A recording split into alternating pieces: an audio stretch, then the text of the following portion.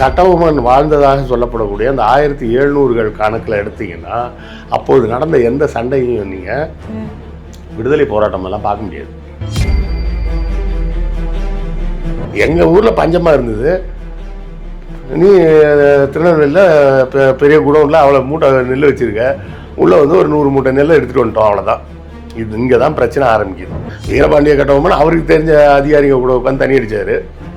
எட்டயபுரத்து ராஜா அவருக்கு தெரிஞ்ச வெள்ளக்கார அதிகாரிங்க கூட உட்காந்து தண்ணி அடித்தார். இவ்வளோதான் வித்தியாசம்.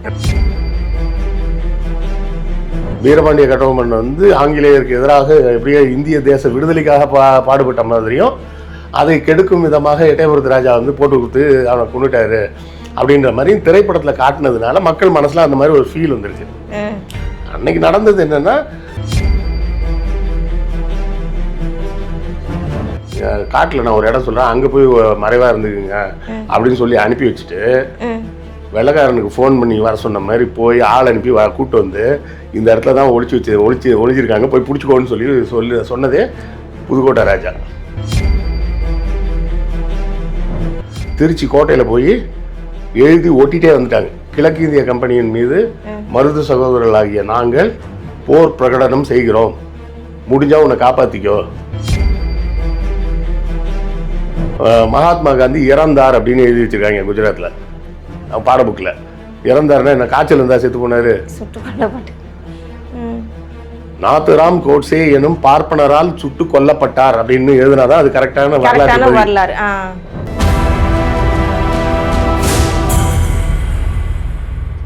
நேயர்களுக்கு வணக்கம். இன்னைக்கு நம்மளோட சிறப்பு நேர்காணலுக்கு வந்திருக்காங்க வரலாற்று ஆசிரியர் திரு கிருஷ்ணவேல் சார் அவர்கள். வணக்கம் சார். வணக்கம் சார். சமீபத்தில் வந்து பார்த்தீங்கன்னா ஒரு விஷயம் ரொம்ப பேசும் பொருளாக இருக்குது. அதாவது கட்டபொம்மன், நம்ம எல்லாருக்குமே தெரியும் கட்டபொம்மன் பற்றி, நம்ம எல்லாருமே பேசியிருக்கோம், ஸ்கூல் லைஃப்பில் படிச்சிருக்கோம் எல்லாமே. கட்டபொம்மனை பற்றி வந்துட்டு இப்போ ரீசெண்டாக ஒரு தகவல் வந்து கிடச்சிருக்கு. அது என்னன்னு பார்த்தீங்கன்னா, எட்டப்பன் சமஸ்தானத்தை சேர்ந்த வாரிசுகள் வந்துட்டு இப்போ இருக்க நம்ம கல்வித்துறை அமைச்சர் இருக்காருங்களா ராஜ்மோகன் சார், வந்துட்டு அவரை பார்த்து ஒரு மனு ஒன்று கொடுத்துருக்காங்க. என்னன்னா, அதாவது ஸ்கூல் சிலபஸில் வந்து எட்டயபுரத்தை சேர்ந்த எட்டப்பன் தான் காட்டி கொடுத்தாரு அப்படிங்கிற அந்த ஒரு விஷயத்த மட்டும் நீங்கள் கட் பண்ணிடணும், அதை நீங்கள் போட வேண்டாம் அப்படின்னு சொல்லிட்டு ஒரு மனு கொடுத்துருக்காங்களே சார், இதை நீங்கள் எப்படி பார்க்குறீங்க? ஒரு வரலாற்றை ஏன் மாற்றணும்னு நினைக்கிறாங்க? ரெண்டு விஷயத்தை நம்ம புரிஞ்சுக்கணும். முதல்ல, சிவாஜி கணேசனோட ஒரு மிகப்பெரிய நடிப்பு திறமைன்னு ஒன்று இருக்குது பார்த்தீங்களா, அந்த நடிப்பு திறமையோட காரணமாகவே கட்டபொம்மன் வந்து நம்ம மனசில் அப்படி உட்காந்துட்டார். சரியா? கட்டபொம்மன் நினச்சாலே சிவாஜி மோகன் தான் நமக்கு ஞாபகம், அந்த டைலாக் தான் வரும். ஆமாம். சிவாஜி எவ்வளோ பெரிய நடிகர் அப்படின்னு கேட்டிங்கன்னா, முதல்ல வந்து சிவாஜி கண்ட இந்து ராஜ்யம் அப்படின்னு சொல்லி அறிஞர் அண்ணா வந்து ஒரு மேடை நாடகம் போடுறாரு. இப்போது அந்த புக் இருக்குது, புத்தக வடிவிலே இருக்குது. முதல்ல புத்தக வடிவில் எழுதுறாரு, அப்புறமா அவர் அதை வந்து நாடகமாக போடுறாரு. படமாக எடுப்பதற்கு அவருக்கு வாய்ப்பு கிடைக்கல. அதுக்கப்புறம் பின்னாடி எடுத்தாங்க. அந்த படம் அவ்வளோவா பேசப்படலை, அது சரியாக எடுக்கலைன்றதுனால அந்த படம் அதிகமாக பேசப்படலை. அந்த நாடகத்தை மேடையில் போடும்போது அந்த கேரக்டரில் சிவாஜி நடிக்கும்போது அந்த நாடகத்தை பார்க்க பெரியார்லாம் வந்திருக்காங்க. பெரியார் பார்த்துட்டு தான், அப்பா சிவாஜியாகவே நடிக்கிறப்பா, இருந்தப்பா நீ இனிமேல் உனக்கு வந்து பேரே வந்து சிவாஜி கணேசன் வச்சுக்கோ அப்படின்னு பெரியார் கொடுத்த டைட்டில் தான் அந்த சிவாஜி கணேசன்ற பேர். இது ஒரு கூடுதல் செய்தி. அதே போலவே பார்த்தீங்கன்னா, திரைப்படங்களில் வந்து நடந்த ஒரு மேஜிக் அப்படின்றது பார்த்தீங்கன்னா 2 பேருக்கு தான் அந்த மேஜிக் நடந்திருக்கு. அதாவது ஒரு ஹீரோ வந்து டெபு மூவி அப்படின்னு சொல்லுவாங்கல்ல, முதல் படம், அந்த முதல் படத்தில் நடித்து முதல் படமே ஒரு சூப்பர் டூப்பர் ஹிட் ஆகி அந்த ஹீரோவும் பெரிய பேர் வாங்கினது அப்படின்றது இந்த கடந்த 100 ஆண்டு தமிழ் சினிமாவில் 2 பேருக்கு தான் நடந்தது. ஒன்று சிவாஜிக்கு நடந்தது, இன்னொன்று நம்ம இவர் இருக்கார்ல சூர்யாவோட தம்பி கார்த்திக், இவங்க 2 பேருக்கு தான் அந்த மேஜிக் நடந்தது. அவருக்கு பராசக்தி, இவருக்கு பருத்தி வீரன். இந்த மேஜிக் வந்து வேறு எந்த ஹீரோவுக்குமே நடக்கவே இல்லை. அவங்க உருண்டு பரண்டு 10 படம் நடித்து அப்படி தான் ஒன்று கொஞ்சம் கொஞ்சமாக வந்து மேலே வருவாங்க. ஈவன் கமலஹாசனுக்கே அந்த மேஜிக் நடக்கலை, ரஜினிகாந்துக்கு கூட அந்த மேஜிக் நடக்கலை. சிவாஜிக்கும் இவருக்கு தான் நடந்தது. உண்மையிலேயே கார்த்தியோட நடிப்பு வந்து பார்த்திங்கன்னா சூர்யாவோட கம்பேர் பண்ணால் 1000 டைம்ஸ் பெட்டராக இருக்கும். உண்மையிலே கார்த்தி வந்து நல்ல நடிப்பாப்பில். ஆனால் அவர் ஏன் முதல்ல நடிக்க வரலன்றதும் தெரியல. சரியா? அதை அவர் ஃபாரின்ல இருந்தாருன்னு சொன்னாங்க, அசிஸ்டன்ட் ஃபாரினில் டைரக்டர் தான் படித்தாருன்னு சொல்லுவாங்க. சரி, அதை விட்டுருவோம். அப்போ ஏற்பட்ட நடிப்பு திறமையில் இருந்த சிவாஜி கணேசன் ஒரு நாடகம் போடுவோம் அப்படின்னு பிளான் பண்ணி தான் வீரபாண்டிய கட்டபொம்மனை நாடகமாக போடுறாரு. நாடகமாக போட்டு அதை பல இடங்களில் நடித்து அந்த காலத்தில் அதுலேருந்து வந்த பணத்தில் வந்து பாகிஸ்தான் சண்டையா சைனா சண்டைன்னு நினைக்கிறேன், எந்த சண்டைன்னு சரியாக ஞாபகம் இல்லை, ஏதோ ஒரு போருக்கு வந்து நிதியெல்லாம் திரட்டி கொடுத்தாங்க. அதுக்கப்புறம் அதை திரைப்படமாக எடுத்தாங்க. அடுத்து பயங்கரமாக ஓடிச்சு. அப்போது என்ன ஆயிடுச்சுன்னா, இவரது நடிப்பு திறமையின் காரணமாக கட்டபொம்மன் அப்படிங்கிறது வந்து அப்படியே நம்ம எல்லார் மைண்ட்லேயும் எங்கேயோ கொண்டு போய் உட்கார வச்சிருச்சு. அது ஒரு காரணம். ஆனால் கட்டபொம்மன் வாழ்ந்ததாக சொல்லப்படக்கூடிய அந்த 1700கள் கணக்கில் எடுத்தீங்கன்னா, அப்போது நடந்த எந்த சண்டையும் நீங்கள் விடுதலை போராட்டமெல்லாம் பார்க்க முடியாது. சரியா? விடுதலை போராட்டமெல்லாம் பார்க்க முடியாது. இன்னும் சொல்லப்போனால் கட்டபொம்மனை விட இன்னும் சிறப்பு வாய்ந்தவர் யாருன்னா வேலு நாச்சியார். வேலு நாச்சியாரை பற்றி பேசணும்னா அது நிறையா இருக்குது. அதாவது இந்த 1750களுக்கு அப்புறம்தான் ஆங்கிலேயர்கள் வந்து இங்கே வந்து நம்ம ஆட்சி அமைக்கலாம் அப்படின்ற ஐடியாவே அவங்களுக்கு வருது. அதாவது அவங்க இந்தியாவுக்கு வந்து சுமார் 100 ஆண்டுகளுக்கு பிறகு வந்தோடனே அதை பிடிச்சான், இங்கே எல்லோரும் மொக்கையாக இருந்தான் அப்படின்லாம் கிடையாது. இங்கே டவுன் ஆனதுக்கு அப்புறம் அவனுக்கு இந்த ஐடியா வருது. ஏன்னா 1632லேயே கிழக்கிந்திய கம்பெனி இந்தியாவுக்கு வந்தாச்சு. வந்து ஷாஜகான் பீரியடு, அவுரங்கசீப் பீரியட்லாம் இருந்திருக்கு. அப்போல்லாம் இருந்தாங்க. அப்போல்லாம் கம்முன்னு இருந்தாங்க. கம்முன்னு இருந்தது மட்டும் இல்லை, சில இடங்கள்லாம் வம்பு பண்ணிவிட்டு ஃபைனெல்லாம் கட்டியிருக்காங்க. சரியா? ஃபைன்லாம் கட்டியிருக்காங்க. ஷாஜகான் பீரியடில் 2 தடவை ஃபைன் கட்டியிருக்காங்க. அவுரங்கசீப் பீரியடில் 1 தடவை ஃபைன் கட்டியிருக்காங்க. இனிமேல் அப்படிலாம் செய்ய மாட்டோம், எங்களை விட்டுருங்க அப்படின்னு சொல்லி. ஏன்னா பிடிச்சிட்டு போயிட்டாங்க. அப்படிலாம் சிவாஜி அதே மாதிரி பிடிச்சிட்டு போயிருக்காரு சூரத்லலாம். இதெல்லாம் நடந்திருக்கு. அது முதல்ல 1754 தான் பேட்டில் ஆஃப் பிளாசியிலேருந்து தான் இவங்களுக்கு நாடு பிடிக்கலான்ற ஒரு ஐடியாவே வருது. அதே மாதிரி ஐடியா வரும்போது இங்கே சவுத்துலேயும் ட்ரை பண்ணுறாங்க. அழகுமுத்துக்கோன் தான் ஃபஸ்ட்டு, 2வது பூலித்தேவர். அதற்கு பிறகு தான் இந்த பாளையங்கள்ன்றதே என்னன்னு பார்த்தீங்கன்னா, நீங்கள் நினைக்கிற மாதிரி அதெல்லாம் பழைய ராஜாலாம் ஒன்றும் கிடையாது. ஒரு ஊருக்கு ஒருத்தர், அவ்வளோதான். அதாவது அப்போ இருந்தது வந்து நாயக்க மன்னர்கள் ஆட்சி காலத்தில் அந்த தமிழ்நாடுன்னு சொல்லக்கூடிய இந்த பகுதி வந்து மொத்தம் 72 பாளையங்களாக பிரிக்கப்பட்டிருந்தது. 72 பாளையம்னா வேற ஒன்றும் இல்லை, 72 ஊர்னு நம்ம வச்சுக்கலாம். ஊருன்னு நம்ம இன்னைக்குள்ள கணக்குக்கு வந்து ஊர்னு வச்சுக்கலாம். 72 பாளையங்களாக இருக்கு. பக்கத்து ஊர் வந்து ஒவ்வொரு பாளையமா இருக்கும். இவங்க பாளையம்னு சொல்லிப்பாங்க, சில பேர் சமஸ்தானம்னு சொல்லிப்பாங்க, ஆளாளுக்கு ஒன்று சொல்லிப்பாங்க.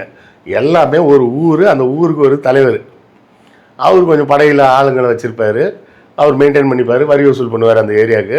அதோடு சேர்த்து அந்த பாளையத்தை மொத்தத்துக்கும் சேர்த்து நாயக்க மன்னர் இருப்பார், அவங்கள்ட்ட கொண்டு போய் அந்த வரிய பணத்தெல்லாம் கொடுத்துருவாங்க. இந்த நாயக்க மன்னர்கள் வீழ்ச்சி அடைஞ்ச பிறகு ஆற்காடு நவாப் வந்து இந்த பாளையங்களை பூரா டேக் ஓவர் பண்ணுறான். வாலாஜாவுக்கும் அவரோட சித்தப்பாவுக்கும் சண்டை வந்தது. சண்டை வரும்போது அவங்க சித்தப்பாவுக்கு பிரெஞ்சுக்காரன் உதவி பண்ணுறான், இவருக்கு வெள்ளைக்காரன் இங்கிலீஷ்காரன் உதவி பண்ணுறான். சண்டையில் இவர் ஜெயிச்சு வந்துடுறாரு. அப்போ என்ன பண்ணுறான், இந்த சண்டையில் நடந்த நஷ்டத்துக்கு எனக்கு காசு கொடுன்னு கேட்குறான். நான் செலவு பண்ணியிருக்கேன்ல, துப்பாக்கி, குண்டு, ஆளுங்க, போக்குவரத்து, சாப்பாடு செலவு எல்லாம் நடந்துருக்குல்ல, அது ஒரு கணக்கு போட்டு இவ்வளோ செலவாயிருக்கு, எனக்கு கொடு அப்படின்னு கேட்குறான். இவர் அப்போ தான் ஆட்சிக்கு வந்த புதுசு, அதனால் எங்களுக்கு கொஞ்சம் டைம் கொடுங்க, நாங்கள் கற்றுக்கணும்ல அப்படின்னு கேட்டு, அப்போ என்ன பண்ணுறதுன்னா, அப்போ இந்த பாளையத்துலலாம் நீ வரி வசூல் பண்ணிக்கோ அப்படின்னு கொடுத்துட்றாங்க. அப்போது வந்து எல்லா பாளையங்களும் வரி கட்டிட்டு தான் இருக்கிறாங்க. யாரும் வந்து சுதந்திர போராட்டம், அவங்க அந்நியன் நம்மை ஆள்வதா அப்படின்லாம் யோசிக்க அந்த சிந்தனைக்கு உண்டான வேலையாக அப்போ கிடையாது. வீரபாண்டிய கட்டபொம்மன் சொல்லக்கூடிய அவரும் என்ன பண்ணுறாரு, வரி கட்டிட்டு தான் இருக்காரு. சரியா? ஒரு வருஷம் வரி கட்ட முடியல, பஞ்சம் வந்துருச்சு. பஞ்சம் வந்தப்போ மக்கள்கிட்ட வரியெல்லாம் வசூல் பண்ண முடியாது அப்படின்ட்டு 2வது வருஷமும் பஞ்சம் வந்துடுது. அப்போ 3வது வருஷம் என்ன சொன்னால், எல்லாத்தையும் சேர்த்துக்கிட்டு 2 வருஷம் கட்டல, அதை கிட்டு, அதுக்கு லேட் ஃபீ சார்ஜஸ் கொடு, அதுக்கு வட்டி கொடு அப்படின்லாம் கேட்குறான் வேலைக்காரன். அப்போ இவர் கொடுக்க முடியாது அப்படின்னு பேச்சுவார்த்தை நடக்குது. கொடுக்க முடியாதுங்களா, மெதுவாக தரேன் அப்படின்றது தான் பேச்சுவார்த்தை நடந்துகிட்டு இருக்கு. இன்னும் சொல்ல போனால் கட்டபொம்மனுக்கு க்ளோஸான வெள்ளைக்கார அதிகாரிகளும் இருந்தாங்க. சரியா? எல்லா அதிகாரிகளுமே வந்து வீரபாண்டிய கட்டபொம்மனுக்கு எதிராக இருந்தாங்கலாம் கிடையாது. அவருக்கும் சில பேர் ஃப்ரெண்ட்ஸ் இருந்தாங்க. அந்த ஃப்ரெண்ட்ஸ் தான் சொன்னாங்க, நீ போய் திருநெல்வேலி கலெக்டரை போய் பாரு அப்படின்னாங்க. அந்த கலெக்டரை பார்க்கறதுக்கு தான் இவர் அவர் கேம்பை மாற்றிக்கிட்டே போக இப்படி ஊராக சுற்றி அலைய விட்டு கடைசியாக மீட் பண்ணுறாங்க. அது சண்டையாக முடிஞ்சிச்சு அப்படின்ற மாதிரி ஒரு பேச்சு வரும். ரெண்டாவது ஒரு முக்கிய பிரச்சனை என்ன ஆகுதுன்னா, அந்த பஞ்சமாக இருக்குதுன்றப்போ அந்த காலத்தில் வந்து இந்த மாதிரி ஒரு இடத்துல போய் இன்னொரு ராஜாவோட டெரிட்டரியில் போய் கொள்ளையடிக்கிறதுன்றது சாதாரணமான ஒரு விஷயம். அது அவ்வளோ ஈஸியாக போயிட முடியுமா? படையெடுத்து போகிறதுன்னு பேர் அதுக்கு, அவ்வளோதான். வெள்ளைக்காரனை பொறுத்தவரை அது திருடிட்டான்னு சொல்லிட்டான் அவன். சரியா? இவங்க என்ன சொன்னாங்க, எங்கள் ஊர் பழக்கப்படி அதுக்கு போய் இன்னொரு நாட்டு மேலே படையெடுக்கிறது, கொள்ளையடிக்கிறதுலாம் கிடையாது, படையெடுக்கிறது. எங்கள் ஊரில் பஞ்சமாக இருந்தது, நீ திருநெல்வேலியில் பெரிய குடோனில் அவ்வளோ மூட்டை நெல் வச்சுருக்க, உள்ளே வந்து ஒரு 100 மூட்டை நெல்லை எடுத்துகிட்டு வந்துட்டோம், அவ்வளோதான். இது இங்கே தான் பிரச்சனை ஆரம்பிக்குது. அப்போ வெள்ளைக்காரன் என்ன சொல்கிறான், 100 மூட்டை நெல்லுன்றது பிரச்சனை கிடையாது, அதை கூட நீங்கள் வச்சிங்க, இதை கொள்ளையடித்த உங்கள் மந்திரி இருக்கார்ல, தானாபதி பிள்ளைன்னு பேர், அவரை வந்து எங்கள்கிட்ட ஒப்படைச்சிருங்க, நாங்கள் எங்கள் சட்டப்படி அவருக்கு தண்டனை கொடுப்போம் அப்படின்னு. அவர் தான் பிளான் போட்டு கொடுத்தாரு அப்படிங்கிற மாதிரியா? அவர் தான் போய் கொள்ளையடிச்சே வந்தார். ஓகே. அவர் பிளான்லாம் போட்டு கொடுக்க, அவரே தான் போய் அவர் தலைமையில் தான் போய் கொள்ளையடிச்சு வராங்க. அப்போது அதாவது வரலாறை அந்தந்த காலகட்டத்தோடு பொருத்தி பார்க்கணும். அன்னைக்கு சரின்ற விஷயம் இன்றைக்கி தப்பாக இருக்கலாம், இன்றைக்கி தப்புன்னு சொல்கிற விஷயம் அன்றைக்கி சரியாக இருக்கலாம். அப்போது கட்டபொம்மன் என்ன சொல்கிறேன்னா, அவர் என்னோட மந்திரி, அவர் தப்பு செஞ்சாரா இல்லையான்னு முடிவு பண்ண வேண்டியது நான், தண்டனை கொடுக்கணுனாலும் கொடுக்க வேண்டியது நான் தான் கொடுக்கணும். என் நாட்டு பிரஜை ஒருத்தருக்கு தண்டனை கொடுக்கறதுக்கு உனக்கு எந்த ரைட்ஸும் கிடையாது. இப்படி தான் பேச்சுவார்த்தை ஆரம்பிக்குது. பேச்சுவார்த்தை முத்து, சண்டை வருது. சண்டையில் கிழக்கு இந்திய படைகளால் தாக்கு பிடிக்க முடியாமல் ஓடிடுறாங்க. முதல்ல சின்னதாக ஒரு சண்டை வருது, அதில் ஓடிடுறாங்க. ஓடிய பிறகு அவன் எப்போ வீக்காக இருப்பான் அப்படின்னு பார்க்குறதுக்கு ட்ரை பண்ணுறாங்க. இதில் வந்து எட்டயபுரத்து ராஜா வந்து கெட்டவர், அவர் நல்லவர், அந்த மாதிரிலாம் நான் சொல்ல வரல. எல்லாருமே சந்தர்ப்பவாதிகள் தானே. சந்தர்ப்பவாதிகள். அதாவது வீரபாண்டிய கட்டபொம்மன் அவருக்கு தெரிஞ்ச அதிகாரிங்க கூட உட்காந்து தண்ணி அடித்தார். எட்டயபுரத்து ராஜா அவருக்கு தெரிஞ்ச வெள்ளக்கார அதிகாரிங்க கூட உட்காந்து தண்ணி அடித்தார். இவ்வளோதான் வித்தியாசம். 2 பேரும் தண்ணி அடித்தாங்க, அவ்வளோதான். அவர் 2 பேரும் வெள்ளக்காரங்க கூட, அதாவது நம்ம விட வலிமையான ஆயுதங்கள்லாம் வச்சுருக்க ஒருத்தன் வந்திருக்கிறான் அப்படின்றப்போ அவங்க கூட நட்பாக இருக்கிறதுல தான் விரும்புவாங்க. அப்படி தான் இருந்திருக்கிறாங்க.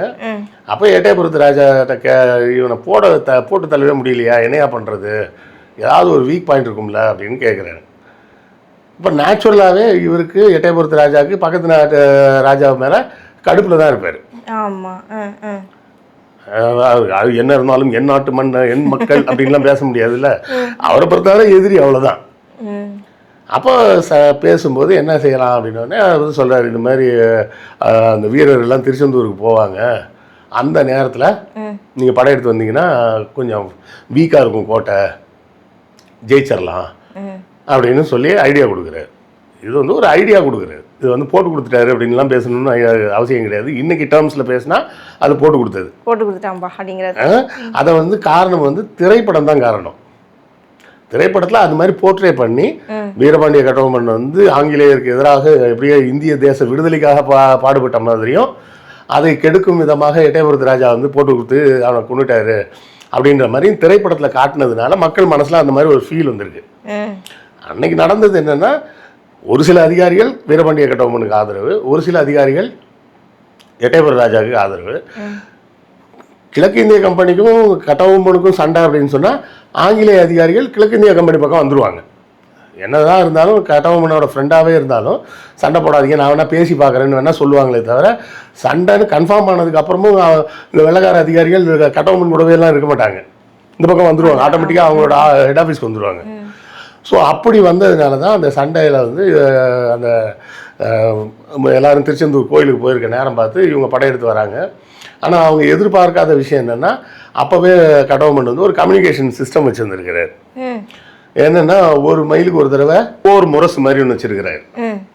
அதாவது அந்த காலத்தில் இருந்த சிஸ்டம் என்னென்னா, இந்த போர் முரசு அடித்தா இப்போ இருக்கிற மாதிரி ஆர்மி வந்து ஃபுல்லாக எல்லோரும் ஒரே ஹெட் குவார்ட்டர்ஸ்லாம் உட்காந்துருக்க மாட்டாங்க. ஆர்மியில் இருக்கிறவங்கன்னு ஒரு 100 பேர் 200 பேர் கோட்டையிலே இருப்பாங்க. மற்றவங்களாம் அவங்கவுங்க வேலையை பார்த்துட்டு ஊரில் தான் இருப்பாங்க. ஓகே. அங்கங்கே கிராமத்தில் அவங்கவுங்க வேலையை பார்த்துட்டு இருப்பாங்க. இங்கே முரசு அடிக்கிற சத்தம் கேட்ட உடனே ராஜா சண்டைக்கு போகிறாரு, போர் வீரர்கள்லாம் கிளம்பி வாங்க அப்படின்னு சொல்லி அர்த்தம் அப்படின்னு புரிஞ்சுக்கிட்டு எல்லாரும் கிளம்பி வந்துடுவாங்க. இது வந்து இவரோட பாஞ்சாலங்குறிச்சியில் தொடங்கி திருச்செந்தூர் வர அந்த முரசு வச்சிருக்காரு.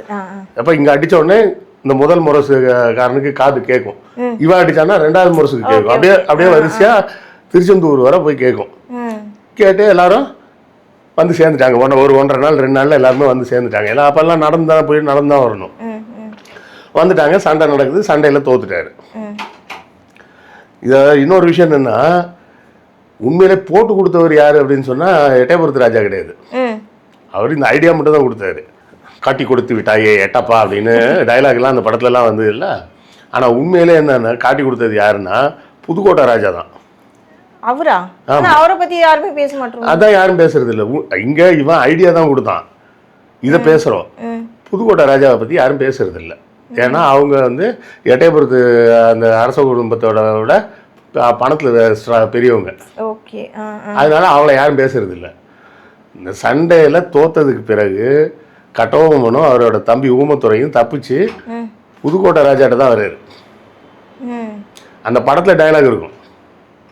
அந்த படத்தில் டைலாக் வரும், ஏதோ ரகுநாத தொண்டைமான ஏதோ ஒரு பேர் சொல்லுவாருன்னு நினைக்கிறேன். எட்டப்பனை நல்லவனாக்கி விட்டாய், உங்கள் மன்னர் ஆக்கி விட்டார் என்று போய் சொல் அப்படின்னு டைலாக் வரும்.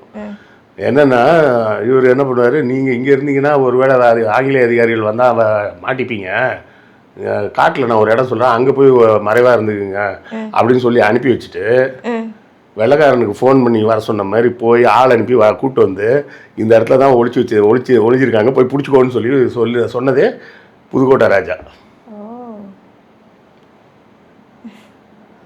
ரகுநாத பூபதியா ரகுநாத தொண்டைமான ஏதோ ஒன்று ஒரு பேர் சரியாக ஞாபகம் இல்லை. அந்த படத்துலேயே பாருங்கள், அதில் ஒரு டயலாகே வரும், எட்டப்பனை நல்லவராக்கி விட்டார் உங்கள் மன்னர். அவனாவது ஐடியா தான் கொடுத்தான், நீ ஆளையே பிடிச்சி அரெஸ்ட் பண்ணி கையில் கொடுத்துருக்குற, ரொம்ப நல்லவன் பாணி அப்படின்னு சொல்லி அந்த படத்துலேயே டயலாக் வரும். அதை யாரும் பேசுறது இல்லை. ஏன்னா பணத்தில் எட்டயபுரத்தை விட புதுக்கோட்டை பணக்கார பாளையம் அது. ஸோ இவர் பொன்னது சுதந்திர போராட்டம்லாம் கிடையாது, முதல் விஷயம். ரெண்டாவது விஷயம், இது போட்டு கொடுத்த கணக்கிலலாம் வராது. போட்டு கொடுத்த கணக்கில் யார் வரும்னா புதுக்கோட்டை ராஜாவுனா வரும்.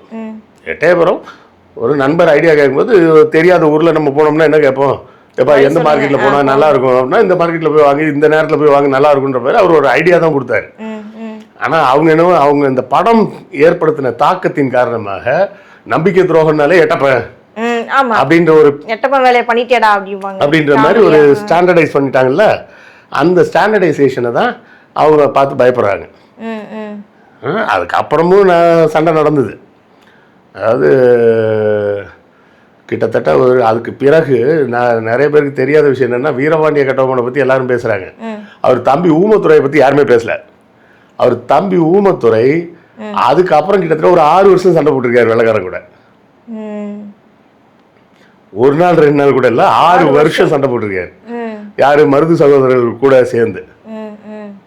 இன்னும் சொல்ல போனால் மருது சகோதரர்கள் மட்டும் கிடையாது, தீரன் சின்னமலை இருக்காருல்ல, அவரு, மருது சகோதரர்கள், ஊமத்துறை, அப்புறம் கேரளாவில் பழசி ராஜான்னு ஒருத்தர், இவங்க எல்லாம் சேர்ந்து ஒரு கூட்டணி அமைச்சு கிழக்கிந்திய கம்பெனி கூட கிட்டத்தட்ட ஒரு 6-7 வருஷம் சண்டை போட்டிருக்காங்க. அதாவது 1799 திப்பு சுல்தான் செத்து போகிறாரு. அதுலேருந்து பார்த்தீங்கன்னா 1800 1 2 3 4 5 6 7 வருஷம் ஆயிருக்கு இந்த 4 பேர் கொண்ட கூட்டணியை உடைக்கிறதுக்கு பிரிட்டிஷ்காரனுக்கு. 7 வருஷம் சண்டை போட்டு தான் கடைசியாக காளையார் கோயிலில் மருது சகோதரர்களை பிடிச்சி அவங்க குடும்பத்தில் இருந்த எல்லாரையும் மொத்தமாக தூக்கில் போட்டு கொண்டுட்டு ஒரே ஒரு பையன் துரைசாமின்னு நினைக்கிறேன், துரைசாமி ஐ திங்க், துரைசாமியா துரைராஜின்னு நினைக்கிறேன். அவர் மட்டும்தான் பேர் சரியாக ஞாபகத்தில் இல்லை. அது சின்ன பையனாக இருந்ததுனால அந்த பையனை மட்டும் மலேசியாவுக்கு அனுப்பிச்சிட்றாங்க. மலேசியாவுக்கு கைதியாக அனுப்பிச்சிட்றாங்க. அங்கே அவர் ரப்பர் தோட்டத்துலேயே அதுலேயே வேலை பார்த்துட்டு இருக்கிறாரு. இந்த சண்டையிலெல்லாம் கலந்துக்கிட்ட ஒரு ஆங்கிலேய அதிகாரி ஒருத்தர் இருக்கிறாரு, ஜேம்ஸ் வேல்ஷின் பேர். அவர் இந்தியாவுக்கு வந்ததே 1791 தான் வர்றாரு. வந்து ஒரு 40 வருஷம் இங்கே வேலை பார்க்குறாரு. இந்தியாவில். ஆமாம், கிழக்கு இந்தியா கம்பெனியில் 44 வருஷம் வேலை பார்த்துருக்காரு. ம். அவர் இங்கே வரும்போது அவர் பேர் வந்து அவர் வந்து அதாவது ஸ்டார்டிங் ரேங்கில் விலகார அதிகாரின்னா சிப்பாயாக இருக்க மாட்டாங்க. ம். ம். சிப்பாய்க்கு ஒரு ஸ்டெப்பு மேலே இருப்பாங்க. ஒரு ஆஃபீஸர் ரேஞ்ச் அப்படி. ஆஃபீஸர்லாம் கிடையாது. கிடையாது. சிப்பாய்க்கு அதாவது இந்திய சிப்பாய்களுக்கு மேலே மேலே. சரி. மற்றபடி மற்ற எல்லா ஆங்கிலேய அதிகாரிகளுக்கும் கீழே. Okay okay. அப்படி ஒரு போஸ்ட்டில் தான் 71 வந்து வராரு. வந்து கல்கத்தாவுக்கு வராரு. கல்கத்தாவுக்கு வந்துட்டு அங்கேருந்து திரும்ப அங்கே இருக்க ஒரு அதிகாரி வந்து அவருக்கு தமிழ் சொல்லிக் கொடுக்குறாரு. ஹிந்துஸ்தானி தமிழ் ரெண்டும் கற்றுக்கோ, கற்றுக்கிட்டேன்னா ட்ரான்ஸ்ஃபரில் வேறு ஏதாவது பெரிய ஊருக்கு போகலாம் அப்படின்னு சொல்லி கற்றுக் கொடுக்குறாரு.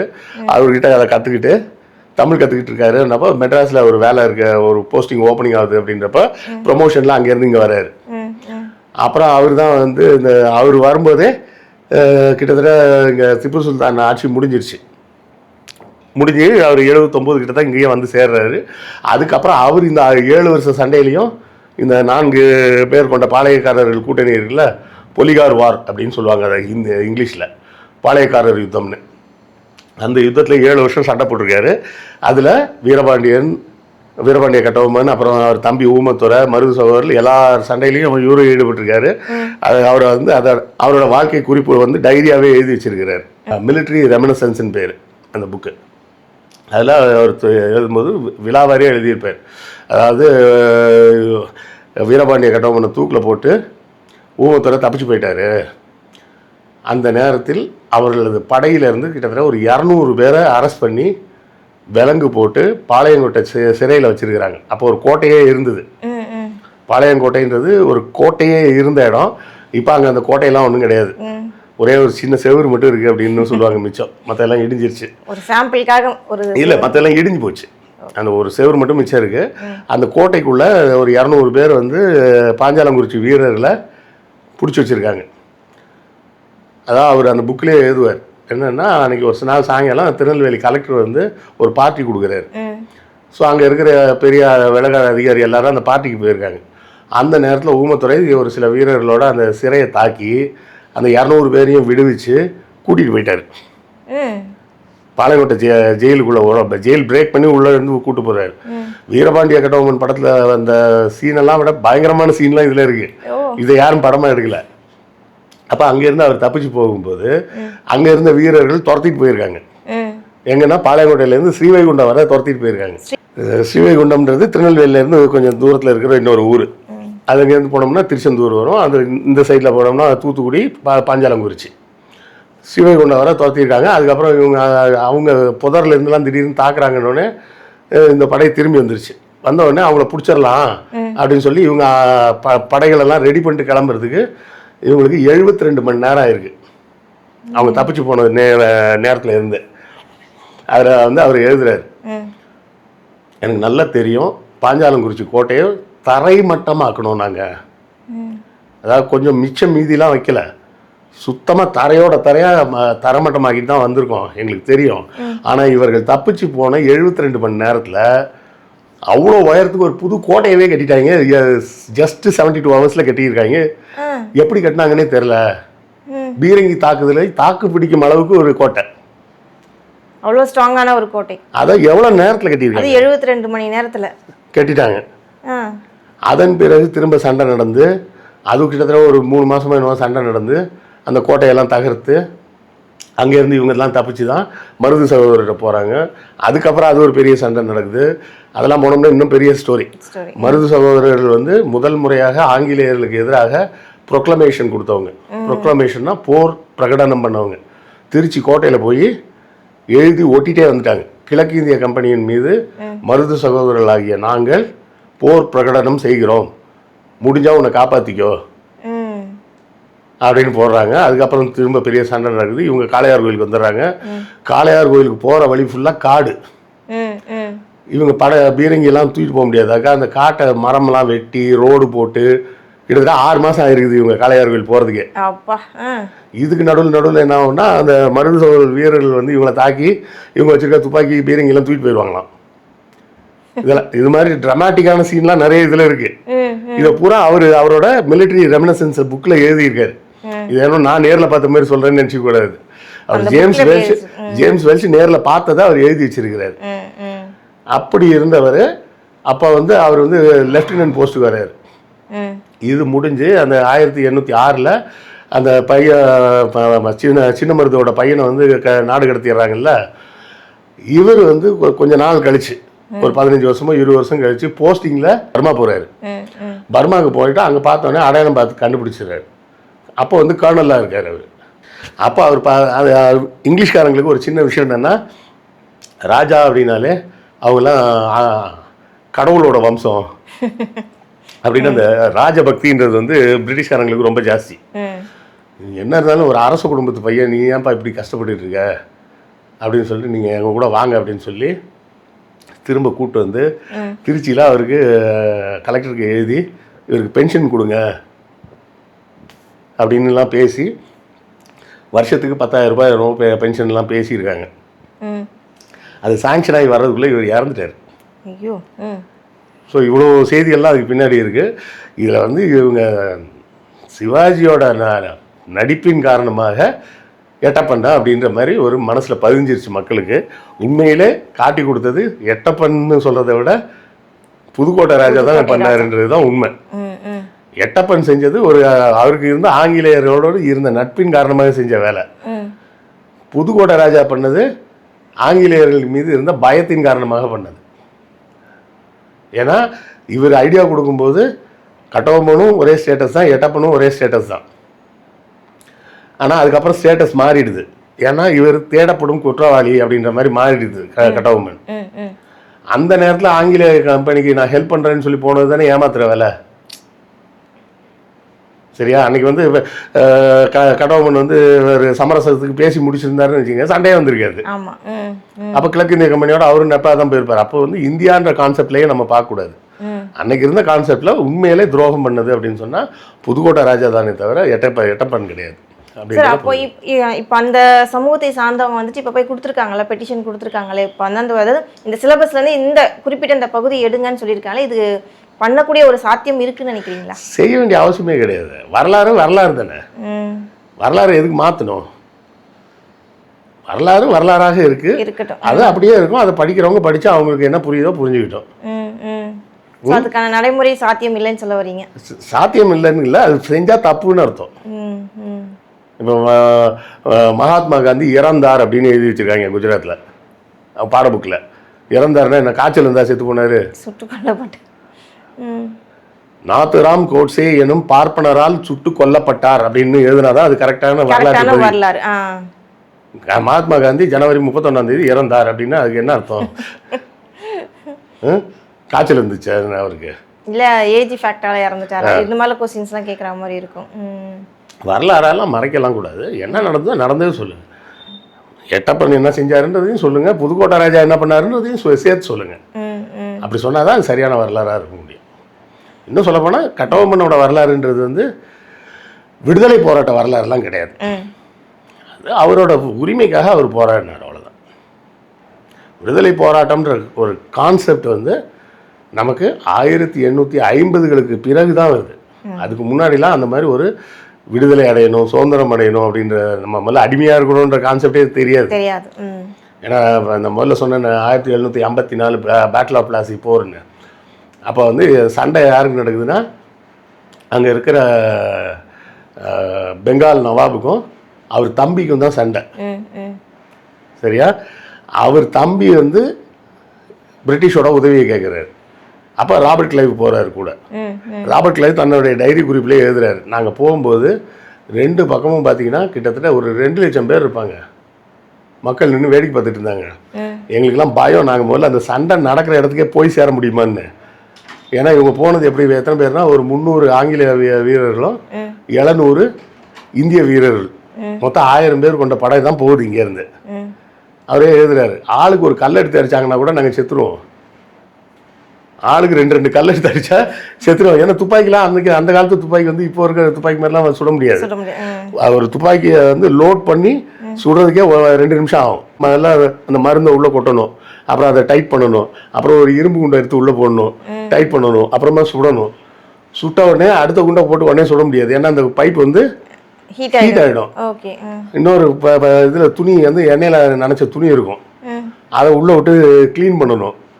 இவ்வளோ வேலை இருக்கா? க்ளீன் பண்ணிட்டு அதுக்கப்புறம் திரும்ப அதுக்கெல்லாம் ஓடிடுவானே இல்லை நம்மளை தாக்க திருப்பி அகெயின்ஸ்டாக வந்துடுவானே. அப்படிதான் அந்த துப்பாக்கி இருந்தது. ஸோ அங்கே நின்று 2 லட்சம் பேர் ஆளுக்கு 2 கல்லை தூக்கி அடிச்சிருந்தாங்கன்னா 1000 பேர் எவ்வளோ நேரம் உயிரோட இருப்பாங்க? ஏன்னா அந்த மக்களுக்கு வந்து இந்த நாடு என்னோட நாடுன்ற ஃபீலிங்கே இல்லை.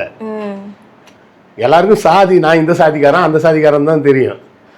அதெல்லாம் வேடிக்கை பார்த்ததுன்னா நவாபுக்கும் அவங்க தம்பிக்கும் சண்டை அப்படின்னு சரி நம்ம வேடிக்கை பார்ப்போம்னு வேடிக்கை பார்த்துருக்காங்க. புரியுதா? நம்ம வந்து தேசபக்தியை வந்து போட்டு குழப்பிக்கிறோம். தேசபக்தின்ற ஒரு சிந்தனையெல்லாம் வந்ததே 1890 கிட்ட தான். அதுவும் யாரால வந்ததுன்னா இங்கிலீஷ்காரனால தான் வந்தது. அவன் தான் இந்தியன் நேஷனல் காங்கிரஸ்னு ஒன்று ஆரம்பிக்கிறான். ஆலன் ஆக்டேவியன் ஹியூம் அப்படின்னு பேர், அவர் பேர்.